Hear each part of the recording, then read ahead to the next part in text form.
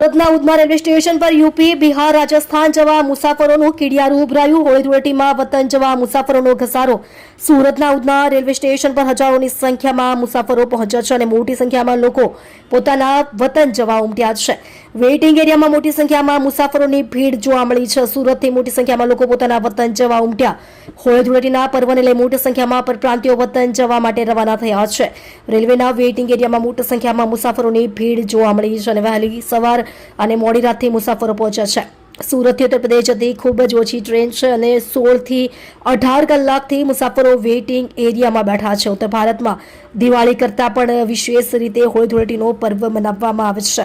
અમદાવાદમાં વસવાટ કરતા યુપી, બિહાર સહિતના રાજ્યોના હજારો લોકો આ તહેવાર ઉજવવા માટે પોતાના વતનમાં જાય છે. અત્યારથી આ પરિવારો પોતાના વતનમાં જવા માંડ્યા છે, જેમાં ગુરુવાર બાદની અમદાવાદથી ઉત્તર ભારત તરફ જતી ટ્રેનો હાઉસફુલ થઈ ગઈ છે.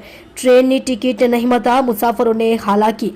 પરંતુ આ સમયે તેઓને ટ્રેનની ટિકિટ નહીં મળવાના કારણે ખૂબ જ હાલાકી થતી હોય છે.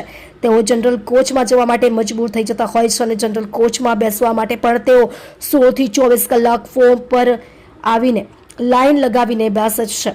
હોળીના પર્વ સિવાય આ સમય અન્ય કારણોસર પોતાના વતન લોકોને પણ ભારે ભીડ હોવાના કારણે હાલાકી થતી હોય છે. આ ઉપરાંત રેલવે સ્ટેશન બહાર પણ ટ્રાફિક સહિતની સમસ્યાઓ ન સર્જાય તે માટે પોલીસ પણ સતત કામગીરી કરી રહી છે. આપ જોઈ રહ્યા છો ગુજરાતની સૌથી પહેલા ખબર આપતી Surat express news channel director Rajesh મંગલેની સાથે.